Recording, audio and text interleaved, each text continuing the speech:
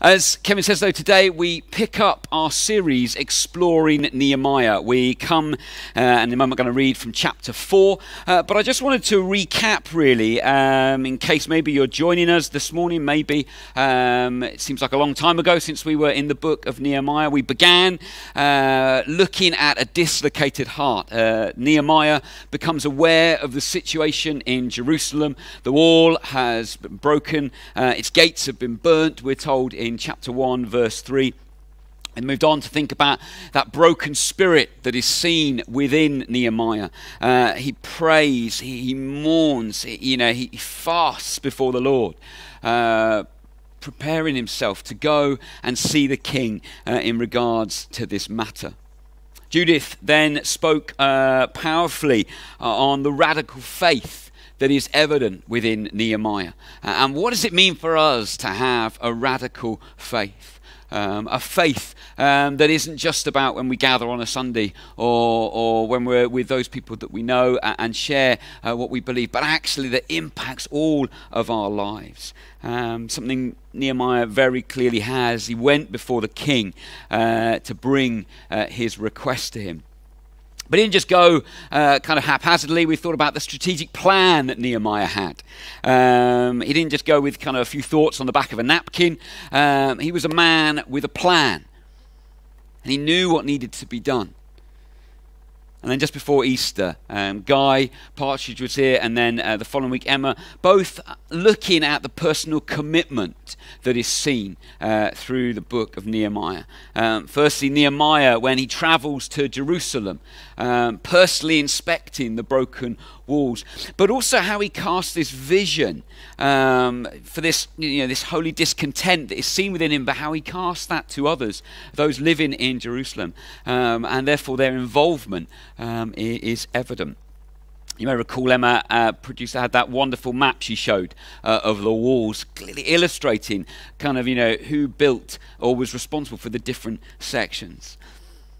So in many ways, at the end of chapter 3, things are going quite well for Nehemiah. Things have really kind of come together and are looking up. But as we'll come to see, that doesn't mean they're on kind of, easy street, that it's going to be straightforward moving on from this point. So we're going to turn to chapter 4, and I encourage you to follow along in your Bible if you have one. Nehemiah chapter 4. When Sanballat heard that they were rebuilding the wall, he became angry and was greatly incensed. He ridiculed the Jews, and in the presence of his associates in the army of Samaria, he said, "What are those feeble Jews doing? Will they restore their wall? Will they offer sacrifices? Will they finish in a day? Can they bring the stones back to life from those heaps of rubble, burned as they are?" Tobiah the Ammonite, who was at his side, said, "What are they building? Even a fox climbing upon it would break down the wall of stones. Hear us, our God, for we are despised. Turn their insults back on their heads. Give them over as plunder in a land of captivity. Do not cover up their guilt or blot out their sins from your sight, for you have thrown insults in the face of the builders." So we rebuilt the wall till it reached half its height, for the people worked with all their heart. But when Sanballat, Tobiah, the Arabs, the Ammonites, and the people of Ashdod heard that the repairs to Jerusalem's wall had gone ahead and that the gaps were being closed, they were very angry. They all plotted together to come and fight against Jerusalem and stir up trouble against it. But we prayed to our God and posted a guard day and night to meet this threat. Meanwhile, the people in Judah said, "The strength of the laborers is given out, and there is so much rubble that we cannot rebuild the wall." Also our enemies said, "Before they know it or see it, we will be right there among them, and will kill them and put an end to the work." Then the Jews who lived near them came and told us 10 times over, "Wherever you turn, they will attack us." Therefore I stationed some of the people behind the lowest points of the wall, at the exposed places, posting them by families with their sword, spears, and bows. After I looked things over, I stood up and said to the nobles, the officials, the rest of the people, "Don't be afraid of them. Remember the Lord, who is great and awesome, and fight for your families, your sons and your daughters, your wives and your homes." When our enemies heard that we were aware of their plot and that God had frustrated it, we all returned to the wall, each to our own work. From that day on, half of my men did the work, while the other half were equipped with spears, shields, bows, and armors. The officers posted themselves behind all the people of Judah who were building the wall. Those who carried materials did their work with one hand and held a weapon in the other, and each of the builders wore his sword at his side as he worked. But the man who sounded the trumpet stayed with me. Then I said to the nobles, the officials, and the rest of the people, the work is extensive and spread out, and we are widely separated from each other along the wall. Wherever you hear the sound of the trumpet, join us there. Our God will fight for us. So we continued the work with half the men holding spears from the first light of dawn till the stars came out. At that time I also said to the people, have every man and his helper stay inside Jerusalem at night, so they can serve as guards by night and workers by day. Neither I nor my brothers, nor my men, nor the guards with me took off our clothes. Each had his weapon, even when he went for water. So I alluded to a few moments ago, as chapter 3 ends, there's this sense of, well, a corner is finally being turned. It's all coming together. The walls are starting to take shape. And I'm reminded of a scene from The Shawshank Redemption. A group of prisoners have been spending the day tarring the roof of one of the prison buildings. And due to the actions of Andy Dufresne, one of the inmates, he and his fellow inmates get to rest on top of this finished roof, enjoying an ice cold beer. And there's this amazing scene, this wonderful moment, as they sit there and the sun beats down upon them. There's smiles on their faces. There is hope in their hearts because it's been a good day. And I think there would have been similar emotions and feelings as chapter 3 drew to a close, the events that are detailed there. Yet for all that has been achieved, the opening verses of chapter 4 have an ominous and a disturbing tone about them. Verse 6 tells us the walls are reaching the halfway stage. So it's possible, the initial enthusiasm might be starting to wear off a bit. The end, well, it's not quite in sight, and therefore the tactics of the enemy begin to have an ever-increasing, unsettling effect. Now up front, this passage, I believe, teaches us to expect opposition when doing God's work. Now there is a balance that needs to be kind of had, level heads, if you will. Some will see kind of the enemy at work in every and any situation. You're walking down the high street and you trip over, and it's obviously got to be the enemy who's trying to attack me. The likelihood is that a paving slab has been lifted, or there's something that's uneven, or you just weren't looking at where you're going. Yet on the other side of it, on the other hand, it's possible that we can become so blasé, and we almost kind of go, well, that spiritual warfare stuff, it's all just a bit of mumbo-jumbo rubbish, really, isn't it? And actually we can fail to miss, and we can forget that we are in a spiritual battle. Paul writes to the Ephesians, for our struggle is not against flesh and blood, but against the rulers, against the authorities, against the powers of this dark world, and against the spiritual forces of the enemy in the heavenly realms. J.I. Packer goes so far as to suggest that the real theme of Nehemiah 4-6 is spiritual warfare. Nehemiah's real opponent, he says, lurking behind the human opponents, critics and grumblers who occupied his attention directly, was Satan, whose name means adversary, and who operates as the permanent enemy of God, God's people, God's work, and God's praise. The thing is, yes, this chapter teaches us to expect opposition when doing God's work, but it also gives instruction as to how to face it and how to overcome it. As we read this story, this account of Nehemiah and God's people, there's this reminder, as I say, that opposition will come. But we need to remember that we know that the enemy has already lost. And I wonder whether sometimes we can forget that. And we actually can think, well, this could really turn in his favour, and ultimately he could win the day. But that's never going to happen. God has won. It's not a victory that, well, he's going to win. It's not just a lot of hope and kind of, well, maybe if things come together and everything kind of aligns and all that. No, God has won. Seen through the death and the resurrection of Jesus. End of story. So there's this powerful reminder to us that yes, conflict, opposition is inevitable. For Nehemiah, it came initially, it was verbal. In verses 1 to 6, it picks up its pace. Verses 7 to 9 becomes this external, this physical assault. And then finally it comes from within, almost bubbling up, this self-doubt, this fear that grows within those on his side. So I want to ask the question, what steps maybe does Nehemiah offer us so that we can ensure that we are ready when that fight comes? Initially, I believe we need to keep perspective. To put it another way, we need to make sure we don't lose our heads.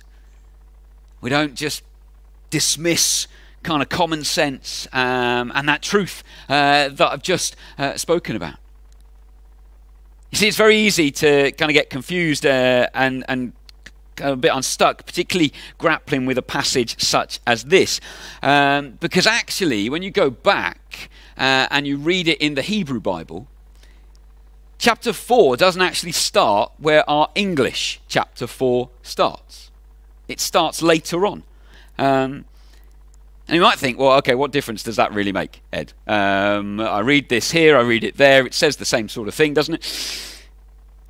With the opening of chapter 4 kind of being at the end of chapter 3.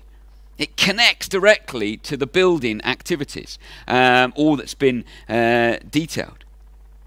And so the initial kind of response and opposition from the enemy, therefore, well, it's more kind of this scorn, this ridicule.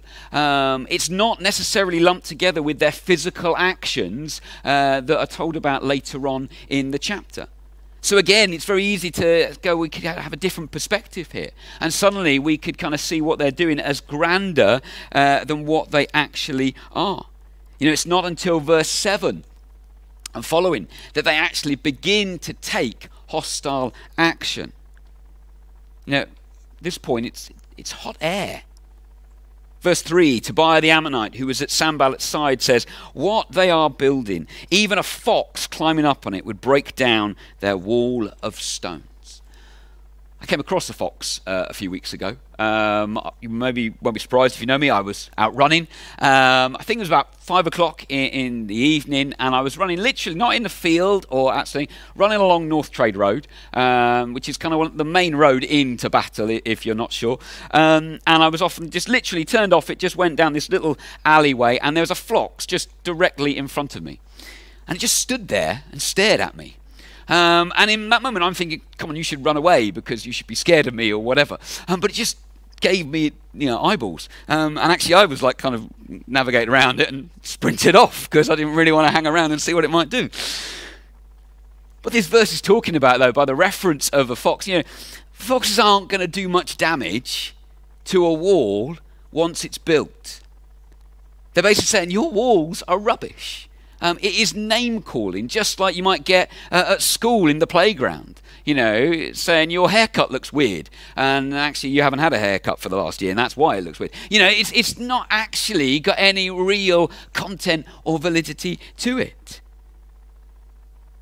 We need to keep perspective and not give the enemy more ground or credit than he is due. Which, when we actually think about it, is none at all. But I wonder whether we so often kind of do a massive service to him by kind of thinking he's bigger and better and more powerful than he actually is. Nehemiah, what does he do? He does the right thing. He turns to prayer. We read, verse 4, "Hear us, O God." A simple yet a profound response. And I wonder, how often is that the case for ourselves? Have we developed that muscle memory, that rhythm of prayer, that my default, when things go wrong, when things kind of, come unstuck, when I face opposition, that the first thing I do is I turn to God in that split second? Or is it actually somewhere down the line? For Nehemiah, he turned to God and tells us, rebuilding the wall till all of it reached half its height, for the people worked with all their heart. I suppose building on from that, though, where do we go, though, when the opposition becomes a bit more than just the name calling, and kind of, becomes physical? Sanballat, Tobiah, the Arabs, the Ammonites, and the people of Asher, they plotted together to come and fight against Jerusalem, to stir up trouble against them, it said. Not just names, but physically to come and stop the work. We need to keep our eyes on the Lord as we face opposition in life, whatever form it may take. I think there's a beautiful kind of roundness in verse 9, and almost this kind of, understated. Verse 8 reads, "They all plotted together to come and fight against Jerusalem and stir up against it." Verse 9, "But we prayed to our God and posted a guard day and night to meet this threat." They continue to cry out to God in prayer, whilst at the same time using their common sense or responding to God's guiding. Keeping their eyes on him, persistence in prayer, not backing down. And again, I wonder, how often is that the case? Maybe we do respond in the moment. Maybe we do, when things come against us, we do pray out. But do we continue to press in? Do we continue to call out to the only one who can truly answer? Now, I'm aware there'll be many for whom that's something that you have done. And you have sought to press in. And you have sought God to move. Only there's been, not the answer that you hoped for. You've prayed earnestly to no avail. You've known pain, suffering, loss. And why did God not answer? And that's where I think the third step comes in. We need to keep our perspective. Don't give the enemy more credit than he's due. We need to keep our eyes on the Lord. Finally, we need to keep moving together. This passage offers a model of unity, and unity when it really counts. Unity when we're under pressure, when we're up against it. The cries go up. The strength of their labourers is failing. There's too much rubble. They can't rebuild. The enemy is coming. Wherever we turn, we're under attack. Nehemiah, though, he posts strategically and in family groups, interestingly. Half do the work, half were on watch. The builders had their swords at their side as they went about building. This alarm system is established. What is more, we see that Nehemiah is in the thick of it. He's not, as that kind of classic image, maybe like the, kind of ancient war where the general sits on a hilltop. With his kind of little squad around him while the battle's going on further down, and the infantry and all those people are getting wiped out and the general's listening. No, Nehemiah's not like that at all. He is in the thick of it. He's very much in the danger zone. And they worked together and saw God's purposes fulfilled and developed. And this passage, as I said, reminds us, that God is with us through all things. That doesn't mean we're not going to face those troubled days. We're not going to face that opposition that is really going to knock us for six. Doesn't mean that, the life of a disciple is straightforward, it's safe and plain sailing. But it reminds us that we need to keep moving together. And I believe this passage should lead us to pray, and the response that I felt God set before me is saying, how's my prayers? Help, Lord. Equip me, strengthen me, guide me.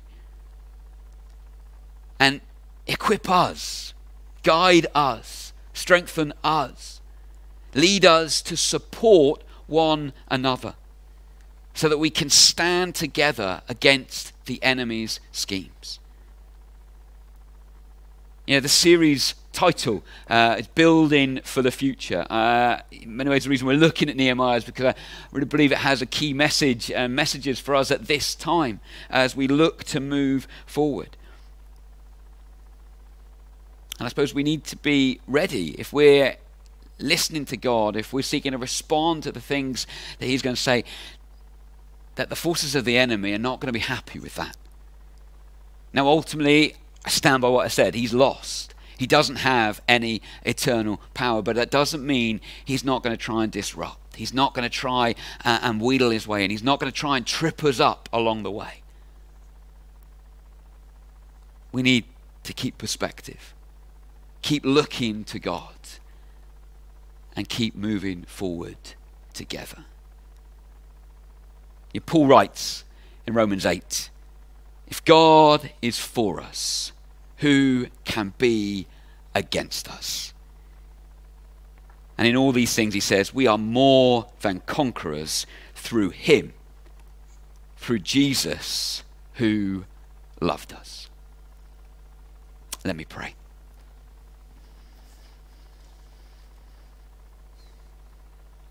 Father God, I thank you that you are here, that you are present. I thank you that you are greater than anything that we might face.